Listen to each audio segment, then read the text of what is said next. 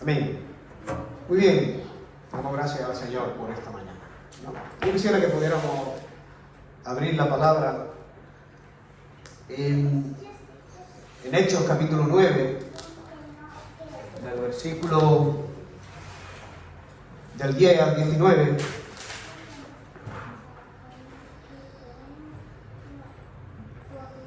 Dice la palabra. Hechos capítulo 9, versículo 10 dice: había entonces en Damasco un discípulo llamado Ananías, a quien el Señor dijo en visión: Ananías.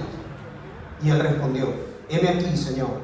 Y el Señor le dijo: levántate y ve a la calle que se llama Derecha, busca en casa de Judas a uno llamado Saulo de Tarso, porque he aquí él ora. Y ha visto en visión a un varón llamado Ananías, que entra y le pone las manos encima para que recobre la vista. Entonces Ananías respondió: Señor, he oído de mucho acerca de este hombre, cuántos males ha hecho a tus santos en Jerusalén. Y aun aquí tiene autoridad de los principales sacerdotes para prender a todos los que invocan tu nombre. El Señor le dijo: ve, porque instrumento escogido me es este, para llevar mi nombre en presencia de los gentiles y de reyes y de los hijos de Israel, porque yo le mostraré cuánto le es necesario padecer por mi nombre. Fue entonces Ananías y entró a la casa, y poniendo sobre él las manos dijo: hermano Saulo, el Señor Jesús, que se te apareció en el camino por donde venía, me ha enviado para que recibas la vista y seas lleno del Espíritu Santo. Y al momento le cayeron de los ojos como escamas, y recibió al instante la vista, y levantándose fue bautizado. Y habiendo tomado alimento, recobró fuerza, y estuvo Saulo por algunos días con los discípulos que estaban en Damasco. Muy bien, texto muy conocido, ¿verdad? Texto que habremos leído muchas veces, ¿no? Yo no sé si recordáis un pasaje del apóstol Pedro, en 2 de Pedro, capítulo 2, cuando el apóstol Pedro está escribiendo su epístola en 2 de Pedro, cuando habla de que somos realmente participantes de la naturaleza de Dios.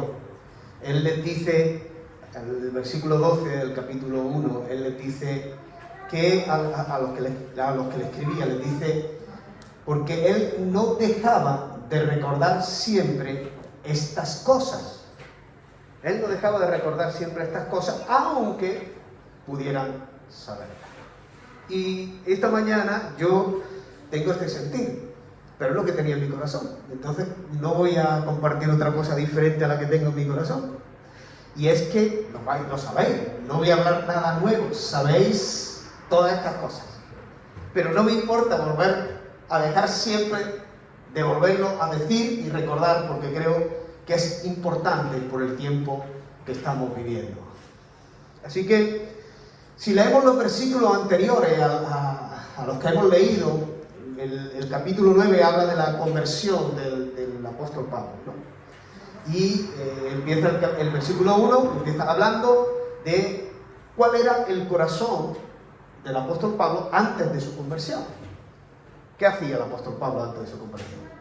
Él dice, si leéis los versículos, leedlos tranquilamente, él lo que hacía es que tenía la autorización del sumo sacerdote para ir a Damasco y poder prender a hombres y a mujeres de los que le llamaban del camino, que eran creyentes cristianos, para poderlos llevar a Jerusalén de vuelta y meterlos en la cárcel. Y vemos ese deseo del apóstol de matar, ¿sí? Así, de deseo de matar a los seguidores del camino.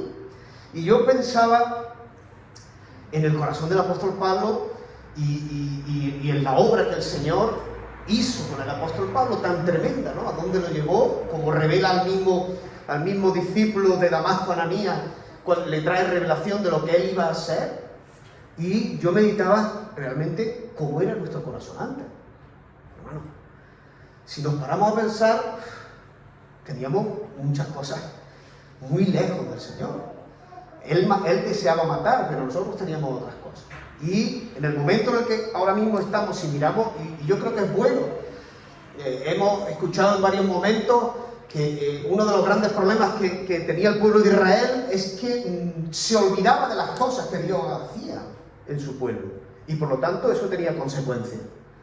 Nosotros no podemos olvidar la obra que el Espíritu Santo ha ha hecho en nuestra vida, nunca, porque eso tendrá unas consecuencias en nuestra vida. Y yo, en esta conversión del apóstol Pablo, él dice que iba camino de Damasco y le cayó un resplandor de luz del cielo, y él cae a tierra y él oye una voz. Ahora, ¿qué es lo primero que reconoce el apóstol Pablo entre esa voz? Que era el Señor. Porque dice, ¿qué quieres que haga, Señor? Y a partir de ese encuentro con el Señor, la vida del apóstol Pablo nunca fue igual. Y a partir de cuando nosotros hemos tenido encuentros con el Señor, nuestras vidas nunca han quedado igual. Y esta es la grandeza, hermano, de la presencia, del toque de la presencia de Cristo cuando Él viene a nuestra vida. De que Él siempre trae algo nuevo. Él trae algo nuevo. Él te va a traer o renovación, o te va a traer sanidad, o te va a traer capacitación para algo concreto, o te va a traer, como le trajo al discípulo Ananías, le trajo revelación del propio ministerio que el apóstol Pablo iba a desarrollar. Siempre, hermanos, el Señor trae algo nuevo. Por eso nunca, hermanos, podemos olvidar esa obra que el Señor ha hecho en nuestro corazón y tener siempre un corazón con una actitud de disposición, de entrega total al Señor. Nuestro corazón tiene que estar preparado para cuando el Señor llega, Él puede hacer algo nuevo. No queremos quedarnos en lo antiguo, queremos que el Señor haga algo nuevo. Eso es nuestro deseo. Es decir, todos necesitamos ese toque de la presencia del Señor en nuestra vida para que realmente el Señor pueda traer algo que necesitamos para nosotros, para nuestra familia, que necesitamos para cambiar determinadas cosas. Y solamente es el Señor, su presencia, la que Él puede transformar nuestro corazón. Y vemos muchos casos, hermano, en la palabra. Pero depende de esa actitud de disposición de entrega de nuestro corazón al Señor. La mujer del flujo de sangre, ¿qué pasó? Ella se metió en medio de la multitud, tocó el borde del manto, ¿y qué pasó? ¿El Señor trajo algo nuevo o no? ¿Trajo un fruto? ¿Trajo un resultado? Sí, ¿qué trajo? Trajo sanidad, trajo paz y trajo salvación. El principal de la sinagoga, Jairo, ¿qué pasó? Su hija estaba agonizando. En otro, el sinóptico dice que ya había muerto. ¿Y qué pasó? Que él creyó, le dijo, no temas, le dijo Jesús, cree solamente. ¿Y qué se produjo? Por la presencia del Señor, hermano. La presencia del Señor es lo que cambia todas las cosas. Trajo sanidad a su hija cuando ya había muerto. ¿Y qué trajo a Jairo? Un tremendo gozo por esa resurrección de su hija. Mateo, cuando estaba en el banco de los tributos públicos, llega Jesús y le dice una sola palabra: sígueme. ¿Qué hizo él? Se levantó y lo siguió. La presencia del Señor, cuando, como el apóstol Pablo oye la voz de quien que reconoce al Señor mismo, le dice: ¿qué quieres que haga, Señor? Esa es nuestra actitud. Y Mateo, ¿en qué se convirtió? En uno de los 12 apóstoles. Zaqueo, hay muchos casos. Zaqueo, ¿qué pasó? Jefe de publicano, rico, mal visto por los judíos, por su posición de jefe de publicano. Pero el Señor dijo: yo he venido a buscar y a salvar lo que se había perdido. El Señor miraba el corazón de Zaqueo. Y Zaqueo estaba dispuesto a recibir en ese día, porque dice: hoy es necesario que entre yo en tu casa. Y estaba dispuesto a recibir, y recibió la salvación de Jesús en ese día. La mujer pecadora que entra cuando Simón el fariseo invita a Jesús a su casa. La mujer pecadora, ¿qué pasó? Ella llega por detrás, unge el cabello de Jesús, y una mujer que tenía perdido todos los derechos que el mundo le había quitado, todos, hermanos, en ese tiempo no tenía nada. ¿Qué le da Jesús? Perdona sus pecados, le trae descanso, le trae paz, trae salvación y esa mujer recupera los derechos que el mundo le había quitado. Hermano, así es el Señor. Por eso es importante, hermano, valorar la presencia del Señor y tener un corazón preparado. No siempre están los corazones preparados para cuando llega el Señor. Y cuando nuestro corazón está preparado, cuando llega el Señor hace algo nuevo. Y queremos que el Señor haga nuevas las cosas. No estamos aquí para vivir en lo antiguo, en lo añejo, estamos aquí para recibir lo nuevo del Señor. También vemos texto, el mismo Simón el fariseo, que recibió del Señor. Cuando Cristo está en la casa de él, ¿qué recibe? Nada. No recibe nada porque su corazón no entendía lo que significaba la presencia de Jesús. El joven rico, en todo lo que él cumplía desde su juventud, ¿qué le pasó? ¿Qué recibió? Nada. Hermanos, depende de nosotros, esa actitud de disposición, de entrega total, de un corazón preparado para cuando la presencia del Señor llega, para que Él pueda hacer las cosas que Él quiere hacer a través de nuestra vida. Amén. Así que el Señor quiere seguir haciendo su obra en nosotros y quiere traer algo nuevo, pero depende de nosotros. Y en este sentido, yo quería dar un pasito en este sentido. El discípulo de Damasco, Ananías, le pasó igual que a Pablo. ¿Qué pasó? Él en visión reconoce que es el Señor. Qué importante, ¿no? Poder en visión reconocer que es el Señor. ¿Y por qué? ¿Y por qué tiene esta claridad de que es el Señor? Y el Señor es lo que me ponía en esta mañana. Porque tenía comunión, no una comunión cualquiera, es una comunión íntima con el Señor. Esa comunión íntima que el Señor está llamando y pidiendo de nosotros.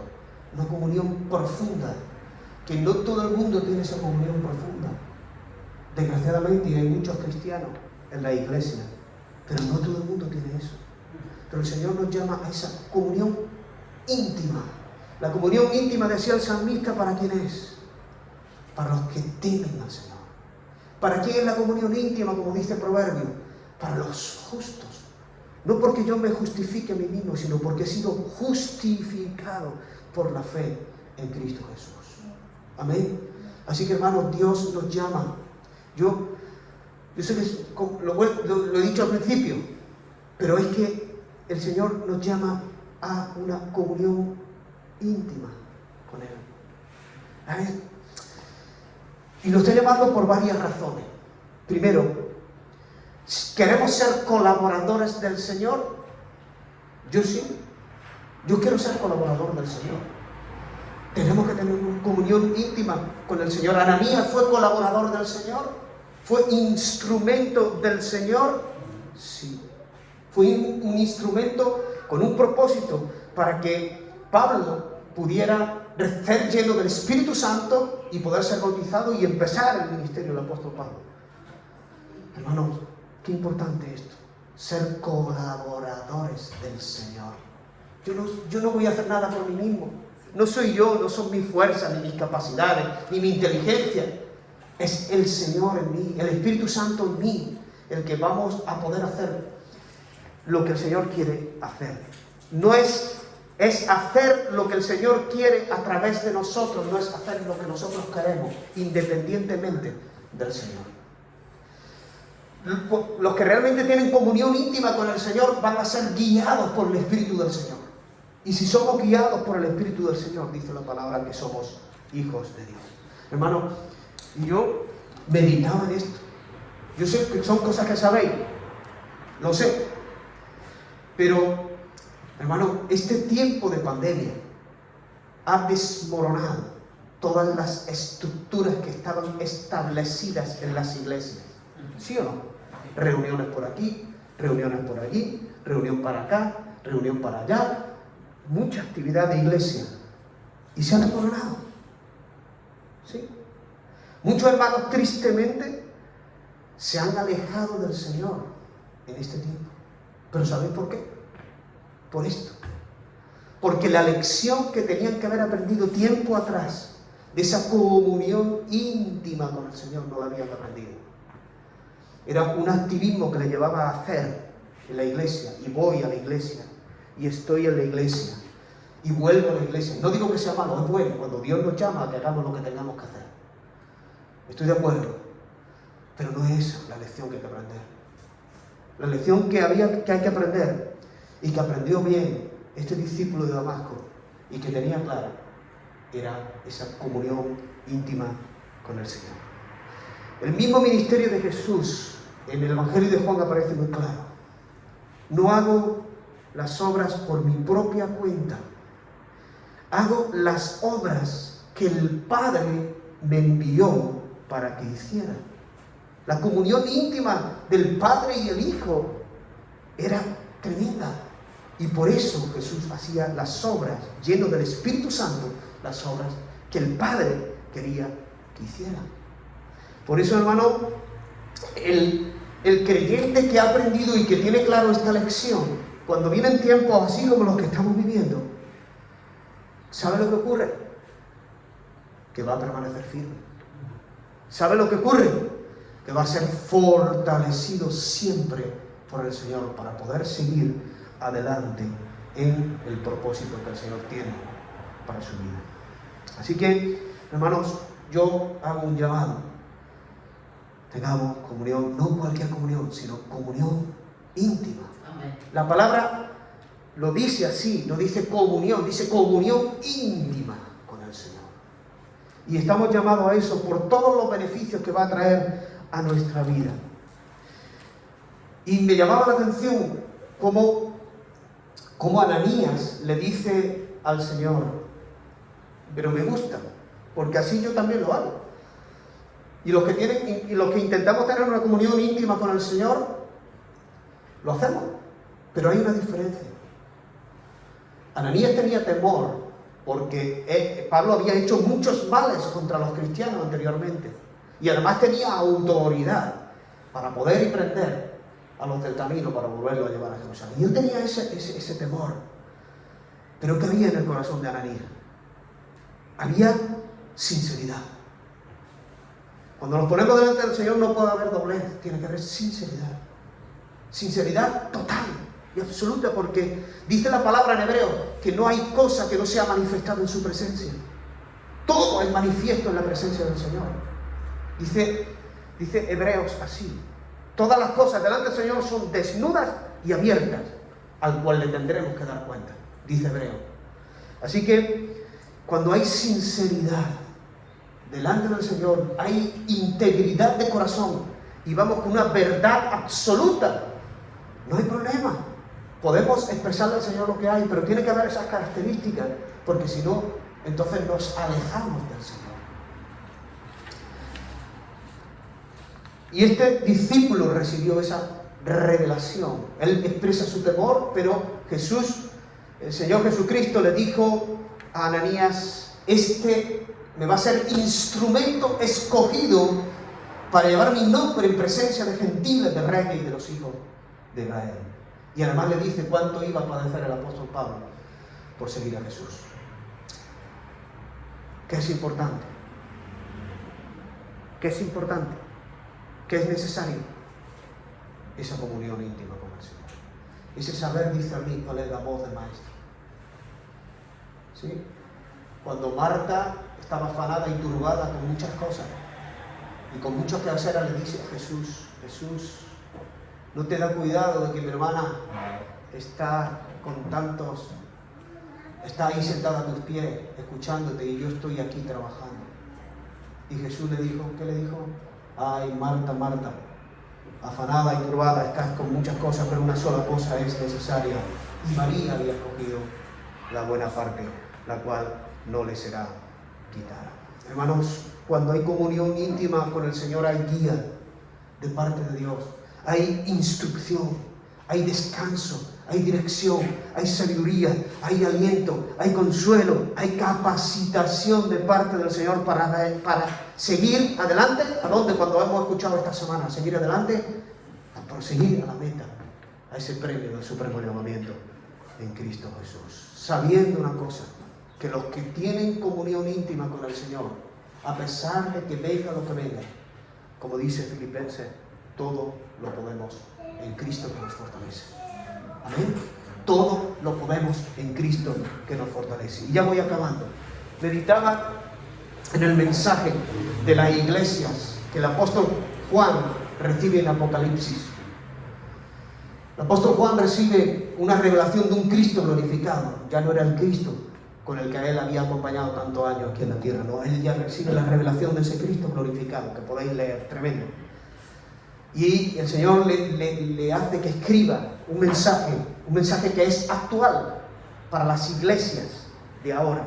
Y yo meditaba y poderlo sacar, no lo voy a decir yo, solamente voy a decir el mensaje central de una de las iglesias. Y con esto acabo porque tiene relación con la comunión íntima con el Señor. Pero todos los mensajes que escribe Juan a las iglesias, tenemos que sacar un contenido exacto de lo que el Señor quiere para la iglesia. Algo que la iglesia deja de hacer y que el Señor pide que no lo pierda, porque es fundamental para la iglesia. Por eso es actual. Y debemos de, si no lo tenemos claro, debemos de entresacar de cada mensaje, de cada una de las iglesias, sacar ese contenido exacto de lo que el Señor quiere para la iglesia. Pero yo meditaba en una de las iglesias, el pastor Jesús ha predicado algunas veces de esa iglesia. Y meditaba porque Dios llama a la iglesia, a los creyentes, a la comunión íntima con el Señor. En una de las iglesias. El mensaje central a esa iglesia era la comunión íntima conmigo. Y era la iglesia de la Odisea. La iglesia de la Odisea, ese versículo que todos hablamos de memoria, ¿no? He aquí, yo estoy a la puerta y llamo. Si alguno abre, yo entraré, cenaré con él y él conmigo. Ese es el versículo que todos sabemos, ¿verdad? Yo estoy ahí a la puerta y llamo. ¿Eso qué significa, hermano? El Señor quiere eso, quiere esa comunión íntima con cada uno de los creyentes. Es como si te dijera, parafraseando, si oyes mi voz, abre tu corazón para que yo entre y tenga comunión contigo. ¿Cuál era el problema de esa iglesia? Que los creyentes de la Odisea habían dejado fuera de su vida al Señor Jesucristo. Podían ir a la iglesia, pero no tenían comunión íntima con el Señor Jesucristo. ¿Y qué consecuencia tenía?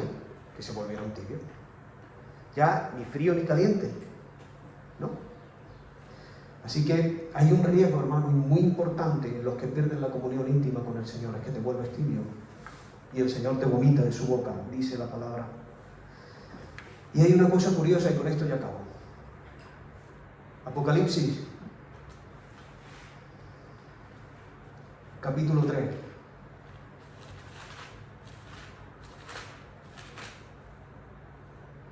¿Qué le pasa a los tibios? A los que han perdido la comunión íntima con el Señor. ¿Qué dicen? No, yo soy rico. Ya no necesitan al Señor. Eso dice literalmente el versículo 17. ¿Y qué dice el Señor? Cuando pierdas la comunión conmigo, tú lo que te conviertes es un desventurado, miserable, pobre, ciego y desnudo. Y en eso es lo que te convierte, cuando pierdes la comunión íntima con el Señor. Así que, hermano,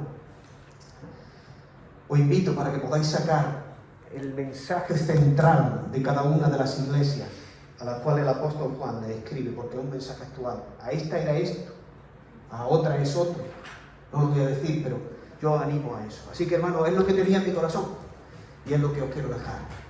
Porque cuando realmente tenemos eso como creyentes, tendremos todas las cosas que yo acabo de decir.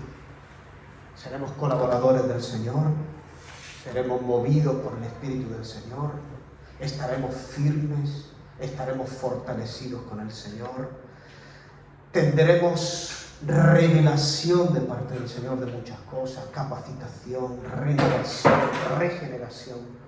Tendremos muchas cosas de parte del Señor. Así que es un tiempo en el que hemos podido aprender. Y es necesario. Me da mucha pena porque muchos creyentes no aprendieron esta lección. antes de que viniera la pandemia. Y desgraciadamente se volvieron tibios. Así que el Señor los bendiga.